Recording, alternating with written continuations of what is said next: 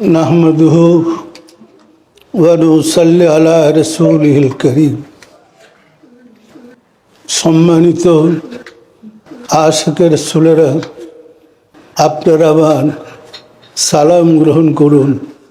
আসসালামু আলাইকুম ওয়া রাহমাতুল্লাহি ওয়া বারাকাতুহু। সম্মানিত আশিকে রাসূলেরা, দেখতে দেখতে আমার জীবনের 71টা বছর চলে গেছে। রাব্বুল আলামিনের অপার দয়ায় আমি চেষ্টা করেছিলাম রাসূলের মুহাম্মদ ইসলাম জগতে প্রতিষ্ঠিত করতে। রাব্বুল আলামিনের দয়ায় আজকে আমি আপনাদের প্রোগ্রাম দেখে মনে শান্তি পেয়েছি যে আপনারা পারবেন রাসূলের ধর্ম সারা বিশ্বে তুলে ধরতে। আমার জানা ছিল না বহির্বিশ্বে এবং দেশে প্রত্যন্ত অঞ্চলে যে এতগুলো দরবার ও খানকা শরীফ আছে যেখান থেকে আমাদের এই আদর্শ তুলে ধরা হচ্ছে। আগে যখন আমরা অনুষ্ঠান করতাম আঞ্চলিক ভিত্তিক, অর্থাৎ ঢাকাতে সম্মেলন করলে ঢাকাই, কিন্তু এই জন্মদিন পালনে আপনারা প্রমাণ করলেন সারা বিশ্বে একই দিনেই আমরা অনুষ্ঠান করতে পারছি এবং এই অনুষ্ঠানে আমাদের লোক সংখ্যা, আমাদের অনুষ্ঠান কেমন হয়েছে দেখলে মানুষ বুঝতে পারবে। আর ঈদের আনন্দ এটা মানুষের মন থেকেই আসে। আপনাদের মধ্যে সে ঈদের আনন্দ আমি দেখতে পেয়েছি। সম্মানিত আশিকে রাসূলেরা, গতকালকে এক জাকির একটা খাসি নিয়ে আসছে। জানতে চাইলাম, তখন আমাকে জানানো হয়েছে সে একটা খাসি আজকের দিনে জবাই করবে, আনন্দ করবে। কিন্তু বাজারে গিয়া দুইটা খাসি একরকম দেখে দোনোটা কিনে নিয়ে আসছে। এর মধ্যে একটা তার বাড়িতে আর একটা পাঠাচ্ছে আমার জন্য। এই যে মানুষের মধ্যে এই প্রেম ভালোবাসা, সেটা রাসূলের যুগের ভালোবাসা প্রেমের মতো। তা আমরা চেষ্টা করেছি রাসূলের প্রেম মানুষের মধ্যে জাগিয়ে দিতে। এই প্রেমটা জাগ্রত হইলেই আমরা হব ইমানদার, আমরা হব মুমিন। হুজুরদের অপপ্রচারে কাফের ছাড়া তো আর কিছু নেই। ফতোয়া দিতে দিতে এই হুজুর ওই হুজুরে, ওই হুজুর এই হুজুরে, এইভাবে যে ফতোয়া, দেখা যাবে কাফের ছাড়া আর কোনো মুসলমান নেই। তাহলে রাসূল আসছিলেন কাফেরকে মুমিন বানাইতে, আর এই নাইবে রাসূলরা মুসলমানদেরকে কাফের ফতোয়া দিয়া কাফের বানাইতে চেষ্টা করছে। সুতরাং বোঝা যাচ্ছে এদের মধ্যে মানবতা, ভালোবাসা, ইমানের কিছুই নেই। একজনের বিরুদ্ধে স্বার্থের জন্য আরেকজনকে কাফের বলতে দ্বিধা করছে না। সম্মানিত আশিকে রাসূলেরা, মনে রাখতে হবে আমরা রাসূলের ধর্ম পালন করি, রাসূলের মুহাম্মদ ইসলাম পালন করি। যে ইসলাম রাসূল হেরা গুহায় 15 বছর ধ্যান সাধনা করে আল্লাহর সাথে যোগাযোগ করেছিলেন, সেই ইসলামই পারে মানুষকে মুক্তি দিতে। সেই ইসলামী প্রেমের ইসলাম। রাসূল সাল্লাল্লাহু আলাইহি ওয়াসাল্লাম হেরা গুহায় যখন ধ্যান করতেন, মা খাদিজাতুল কুবরা মাঝে মাঝে ওনার জন্য ওই উঁচু পাহাড়ের টিলায় হেরা গুহায় খাবার দেওয়া যাইতেন। কারণ যখন উনি খেতে চাইতেন তখন ওনার চোখের সামনে রাসূলের অবস্থাটা বেশ আসতো, তখন উনি আর খাইতে পারতেন না। ওই খাবার নিয়ে হেরা গয়ে গিয়ে রাসূলের পাশে দাঁড়িয়ে রয়েছে। এইভাবেই ওনাদের মধ্যে ছিল সম্পর্ক। ওইখান থেকে আমাদের এই ভালোবাসার ইসলাম জগতে আসছে, যা আল্লাহ মনোনীত করেছেন রাসূলের মাধ্যমে আমাদের জন্য। সম্মানিত আশিকে রাসূলেরা এক শ্রেণী বলে মিলাদ পড়া বেদাত। এই মিলাদ পড়া বেদাত বলার পরে আমি মিলাদের পক্ষে কার্যক্রম শুরু করেছি এবং প্রমাণ করেছি মিলাদ পড়া ফরজ। সম্মানিত আশিকে রাসূলেরা রাষ্ট্রীয়ভাবে এই মিলাদ বাস্তবায়ন হয়েছে। এখন সরকারও করে পালন ও দেশ বিদেশের যত আশিকে রাসূলের আছে সবাই মিলাদ পালন করে। সম্মানিত আশিকে রাসূলেরা এইভাবেই আস্তে আস্তে ধর্মের মধ্যে যে অপপ্রচার ছিল বা মিথ্যাচার ছিল সেগুলা খণ্ডন করে আমি কোরআন হাদিস দিয়ে প্রমাণ করেছি এইগুলা ভিত্তিহীন। রাসূল ৭০ তালির জামা পরতেন। আমি রাসূলের ব্যবহৃত জামা আপনাদেরকে দেখাইছি। সবগুলা জামা অনেক মূল্যবান। গত কয়েকদিন আগে আমরা একটা হাদিস পেয়েছি, যে হাদিসে বর্ণিত হয়েছে রাসূল সাল্লাল্লাহু আলাইহি সাল্লাম একাধারে ৩৩টা উট আর ৩৩টা উটটি দুইটা মিলে করে হলো ৬৬টা উটের টাকা দিয়া একটা জামা বানিয়েছি। যে লোকটা ৬৬টা উটের টাকা দিয়া একটা জামা বানাইতে পারে উনি কি ৭০ তালি জামা পরতেন? রাসূল ছিলেন মদিনার শাসনকর্তা। যিনি মদিনার শাসনকর্তা ছিলেন সে রাসূল কি ইহুদির খেজুরের বাগানে 2 বালতি পানি দিয়া দুইটা খেজুর নিয়ে খাইতে না চলতেন? তাহলে রাষ্ট্র শাসন কিভাবে করছেন? আসলে এটা অপপ্রচার। কাফের বিধর্মীরা এই মিথ্যাচার করে রাসূলকে হেয় প্রতিপন্ন করেছে, আর সে মিথ্যাচারটাই আমাদের ধর্ম হিসাবে সমাজে বিস্তার লাভ করেছে। বলা হয় রাসূল ৭০ তালি জামা পরতেন। একটা জামা দেখেন তো রাসূলের কোনটা ৭০ তালির? আর যদি সত্যি রাসূল ৭০ তালির জামা পরতো তো হুজুররা কেন পিছিয়ে রইলেন? আপনারা ওই ৭০ তালির সুন্নতটা পালন করতে পারেন না? বোঝা যায় মিথ্যাচার, অপপ্রচার। বোঝা যায় না? বোঝা যায় না। সম্মানিত আশিকে রাসূলেরা বলা হয় আল্লাহকে দুনিয়াতে দেখা যায় না, আল্লাহকে মৃত্যুর পরে দেখবে। সুতরাং যদি দেখা না যায় তাহলে রাসূলের ওই হাদিসটার কি অবস্থা হবে? মার রাব্বুকা ওয়া দীনুকা ওয়া নাবিয়ুকা আও মান হাযা রাসূল।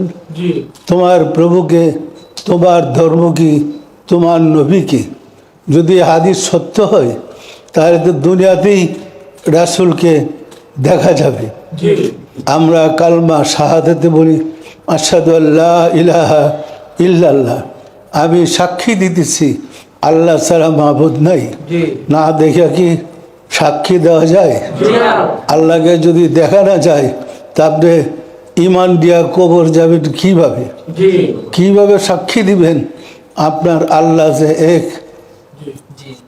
সুতরাং মিথ্যাচার, অপপ্রচার দিয়া দুই জাতি চক্রান্ত করে আমাদের ধর্মটাকে ধ্বংস করে দিয়েছে। ওই জাতির ফসল হুজুররাও ওই শিক্ষা পাইয়া ফতোয়া দেয় রাসূল আল্লাহকে দুনিয়াতে দেখা যাবে না। যদি কেউ দুনিয়াতে আল্লাহকে দেখা যায় বলা হয় সে শয়তানকে দেখছে। পরিষ্কার? সম্মানিত আশিকে রাসূলেরা, আমি চেষ্টা করেছি রাসূলের ধর্মের বাস্তবতা আপনাদের কাছে প্রকাশ করতে। তার জন্যই আমি তাফসিরে সুফি সম্রাট দেওয়ানবাগী লিখেছি। এই তাফসির লিখতে গিয়ে আমার যথেষ্ট সময় গেছে।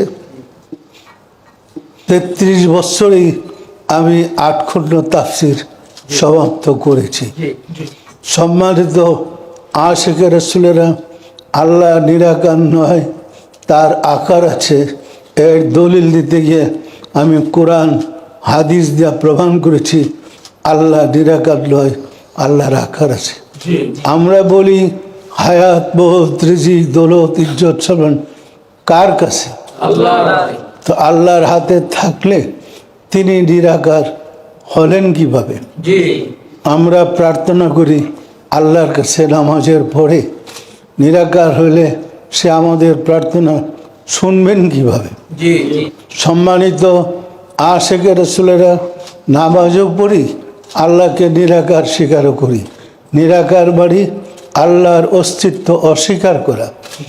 আল্লাহ বলতে কেউ নাই? আল্লাহ তাহলে একটা ঘোড়ার ডিম? যিনি মহান মালিক, জগৎ সৃষ্টি করেছেন, তার প্রতিনিধি হিসাবে মানুষ সৃষ্টি করেছেন, সে মানুষ যদি বলে আল্লাহ নিরাকার, তাহলে সে প্রতিনিধিত্ব করবে কার? সম্মানিত আশিকে রাসূলেরা, বাস্তব থেকে আমরা দূরে সরার কারণে, বিজাতির ষড়যন্ত্রের কারণে আমরা সঠিক রাস্তা ছেড়ে দেওয়া বিপদগামী হয়ে পড়েছি। ফলে আমাদের প্রার্থনা কবুল হয় না, আমাদের আপদ বিপদ বালা মুসিবত দূর হয় না। কিছু হলেই আমরা ছুটি হুজুরের কাছে। এই হুজুর যে আসল হুজুর না, নকল হুজুর, এটা তো হেওজার। এটা মাদ্রাসায় পড়ে পাশ করলে ডিগ্রি দেয় মাওলানা, আন্তা মাওলানা ফানসুরনা আলাল কওমিল কাফিরিন। মাওলানা কে? মাওলানা তো আল্লাহ। তো আল্লাহ হলো মাওলানা। আমাদেরকে বিজাতি ডিগ্রি দিছে, কামেল দাওরা পাশ করলে আমরা লিখি মাওলানা। মাওলানা অর্থ আমাদের প্রভু। আপনারা কি মাওলানার প্রভু স্বীকার করেন? তাহলে মাওলানা বলেন কেন? এই যে পর্যায়ক্রমে শব্দগুলো চলে আসছে, আইসে তো আমাদেরকে বিপদগামী করে দিয়েছে। সেই মোতাবেক চলে আমরা যদি ধর্ম করি, আমরা কি মুক্তি পাব? সম্মানিত আশিকে রাসূলুল্লাহ, পাক বাংলা ভারতে ধর্ম নিয়ে আসছেন অলি আল্লাহরা। ধর্ম প্রচার হয়েছে অলি আল্লাহদের মাধ্যমে। আমাদের হুজুররা ফতোয়া দেয় যে পীরের কাছে যাবেন না, অলি আল্লাহর কাছে যাবেন না, যাইবেন নায়েবে রাসূলের কাছে। এরা কোন নায়েবে রাসূল? যারা মাওলানা, যারা আল্লাহ সাজ্জা বসে রয়েছে। পরিষ্কার? এখন এই মাওলানার চরিত্র মুখোশ খুলে গেছে। এখন যত অপকর্ম ধরা পড়ে ওই মাওলানা, এদের চরিত্র মুখোশ খোলার পরে জাকেররা বা আশিকে রাসূলেরা বুঝতে পারতেছে। আমি যখন আপনাদেরকে আশিকে রাসূল বললাম এক মজলিসে, রাত্রি আবার উপরে চার্জ আসছে, আপনি কেন আশিকে রাসূল বললেন? আমি বললাম এমন সময় আমাকে পাঠানো হয়েছে যখন রাসূলের মানুষের নামের আগে মোহাম্মদ লেখা হয়, তাকে রাসূলের দেশে যাইতে পাসপোর্ট দেওয়া হয় না। তাহলে কি রাসূলের নাম আর নেওয়া যাবে না? আমি বাধ্য হইয়া আশিকে রাসূল লিখেছি। তখন বলছে আপনি এটা উজ্জ করেন, ফিরিয়ে নেন, এই যে লকবটা দিছেন এটা আপনি ফিরিয়ে নেন। আমি বলছি আমার পক্ষে সম্ভব না। আমি তো বলছি। সুতরাং মহান রব্বুল আলামিন বললেন তাহলে তো আপনাকে কঠিন পরীক্ষায় ফেলানো হবে। বলে হোক, আপনি দয়া করে আমি যেন আশিকে রাসূল প্রচার করতে পারি। সত্যি সত্যি এরপরে আমার উপরে হুজুর ঝড় শুরু হয়েছে, আমার উপরে প্রচণ্ড ঝড়। এই জ্বরের দ্বারা আমি যেন বিপদে ধ্বংস হয়ে যাই।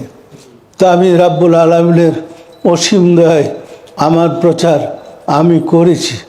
তখন বলেছিলাম, হুজুর আপনারা যে আমার বিরুদ্ধে জিহাদে নামছেন, আমি কিন্তু আপনাদের মুখোশ জাতির কাছে খুলে দেব। এরপর থেকেই মুখোশ খোলা শুরু হয়েছে। এখন পর্যন্ত সেই মুখোশেরই ফসল যে নারী নির্যাতনের কেসে হুজুররা ধরা পড়তেছে।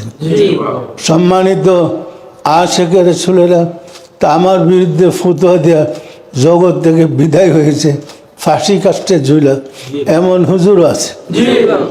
সম্মানিত আশিকে রাসূলেরা, আমি তখন বলেছিলাম আপনাদের যারা আসছেন আরও যদি কেউ বাকি থাকে একসাথে তাদের নিয়ে আসেন, আমি একবারই যুদ্ধটা শেষ করে দিই।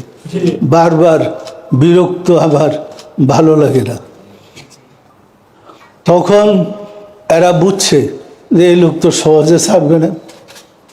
তা আমাদের প্রচার চলতেছে এই পর্যন্ত। রাব্বুল আলামিনের দয়ায় আজকে আপনাদের প্রোগ্রাম দেখে তখন আমার মনে একটা তৃপ্তি আসছে যে না, আমি যা করেছি এটা প্রচার সারা বিশ্বে হচ্ছে এবং মানুষ এটা সাদরে গ্রহণ করতেছে। সম্মানিত আশিকে রাসূলরা ধর্ম তো অযৌক্তিক ছিল না, ধর্মটারে অন্যদিকে পরিচালিত করছে। সম্মানিত আশিকে রাসূলরা রাসূল সাল্লাল্লাহু আলাইহি ওয়াসাল্লাম হেরা গুহায় 15 বছর ধ্যান সাধনা করেছেন। এরপরে আল্লাহর সাথে যোগাযোগ হয়েছে। আমরা বলি জিব্রাইল ওহী নিয়ে এসে বলছে, ইয়া মুহাম্মদ ইকরা, হে মুহাম্মদ আপনি পড়ুন। যে পড়াইতে আছে সে তো শিক্ষক, আর যাকে পড়াইতে আসেন তিনি হলো ছাত্র। রাসূল বলেন আনা মুআল্লিমান, আমি শিক্ষক রূপে প্রেরিত হয়েছি। তো যে শিক্ষক রূপে জন্ম নিলেন তারে জিব্রাইল কি শিক্ষা দিবেন?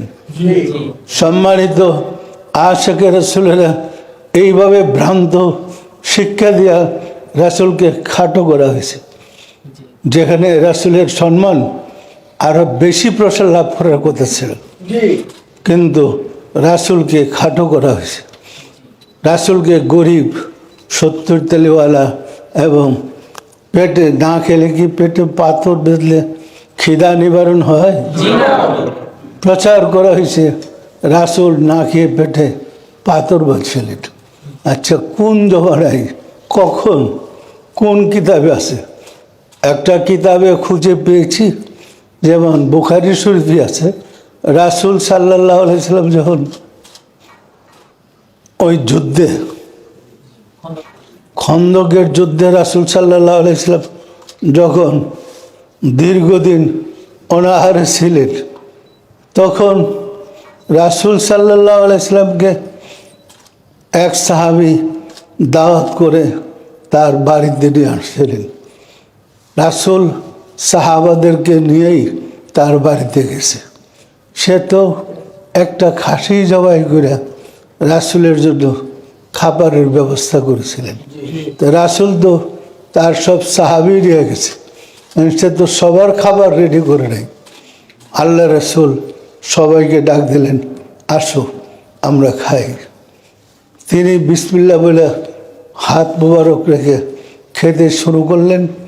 ওই এক খাসির মাংস দিয়েই সবার পরোটা ও খাবার পূর্ণ হইল, সবার তৃপ্তির সাথে খাইল। কিন্তু খাসির যে মাংস পাতিলে ছিল ওই মাংস ওই পাতিলে তখনও ছিল। সুতরাং তাহলে রাসূল এই সব সাহাবীদেরকে কি খাইলেন? সেটা ছিল রাসূলের বরকত, রাসূলের দেওয়া রহমত।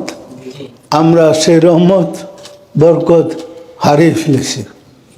সুতরাং রাসূলের এই রহমত বরকত পেতে হলে ওলি আল্লাহদের দরবারে যান, ওলি আল্লাহদের কাছে গিয়ে দেখেন তারা যখন কোনো মিলাদের মাহফিলে তাবারক পাকায়, লোক যদি অনেক বেশি হয়ে যায়, দেখা যায় ওই তাবারকি বেড়ে সবার তৃপ্তির সাথে খাবার দিতে পেরেছে। এইরকম ঘটনা ঘটে না ঘটে না? তাহলে এটা কি প্রমাণ করে না যে রাসূলের ধর্ম? সুতরাং মহব্বতের সাথে মোহাম্মদ ইসলাম পালন করেন। মোহাম্মদ ইসলামটা আসছে হেরা গুহা থেকে, রাসূল কোনো মাদ্রাসা থেকে মুফতি মুহাদ্দিস হয়নি। রাসূল হেরা গুহায় মুরাকাবা করে আল্লাহকে পেয়েছেন।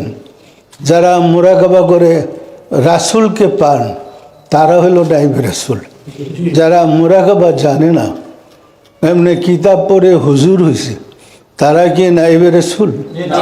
তারা কি রাসূলকে চিনে?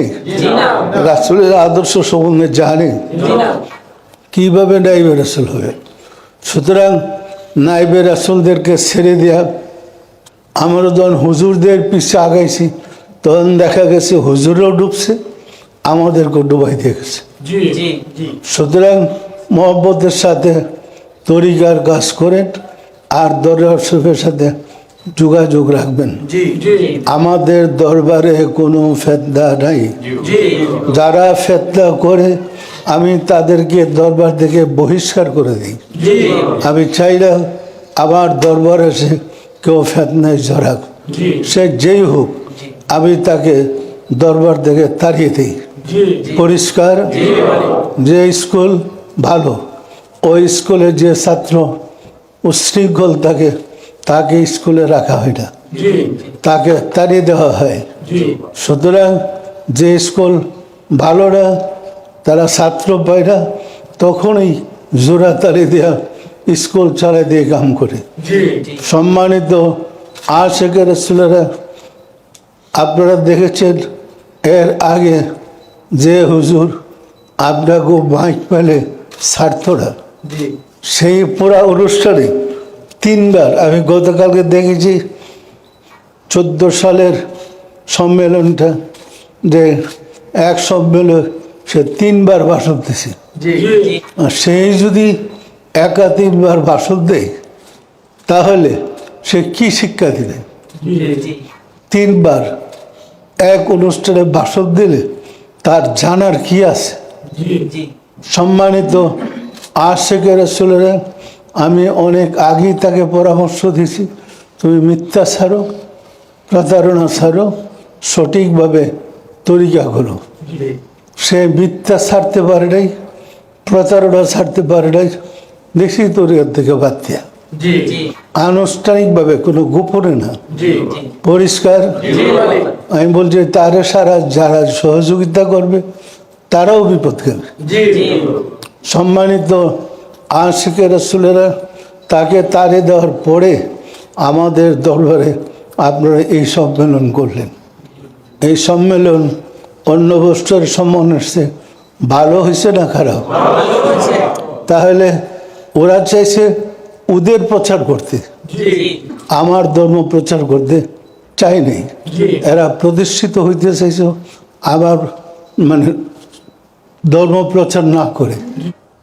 সম্মানিত আশিকের রাসূলেরা, দিশি তারাইয়া জাহান্নামে যাও, কেউ তার সাথে যোগাযোগ করবেন না। আমি কার কথা বলছি নিশ্চয়ই বুঝতে পারছি। সম্মানিত আশিকের রাসূলেরা, বলা হয় আমার তো কাজ করতে হবে, দরবার পরিচালনা করতে হবে। আমি আবার প্রয়োজনে নতুন লোক, পুরান লোক, কারো প্রমোশন দিই, কারো ডিমোশন করি, ওইটা আমার কাজ আমি এগিয়ে নিয়ে যাচ্ছি। আমার তরিকা প্রচার তো বন্ধ নেই।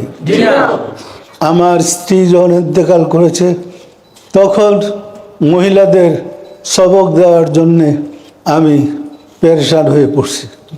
আমাদের তরিকায় পুরুষ মেয়েদেরকে কলব দেখাইতে পারে না, আমাদের কলব দেখানোর নিয়ম।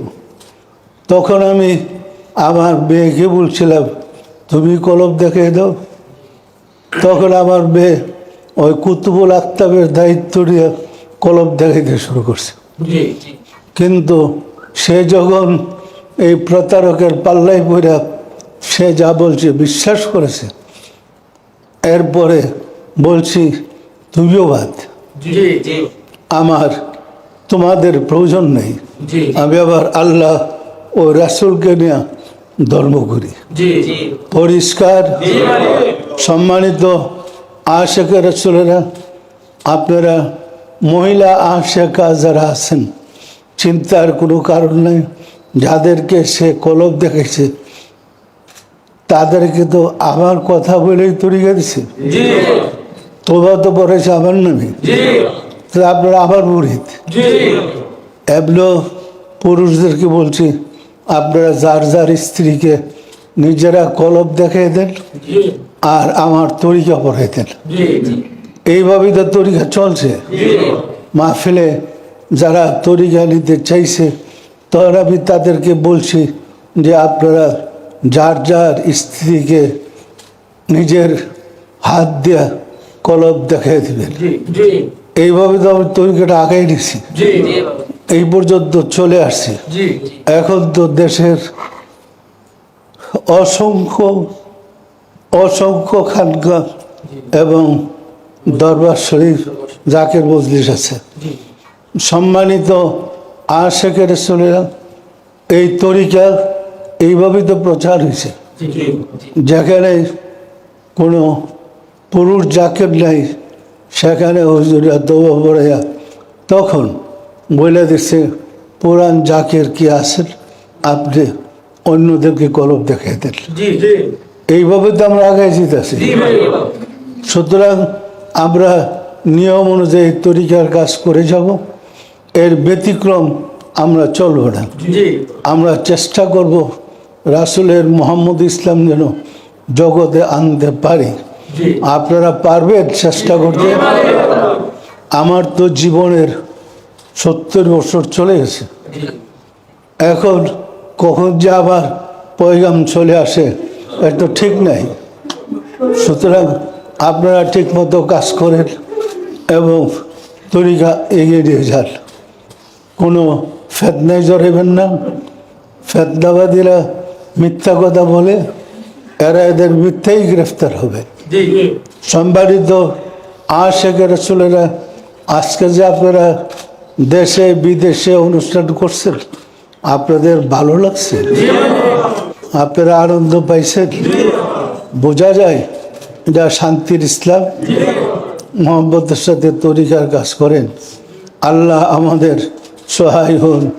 আমিন।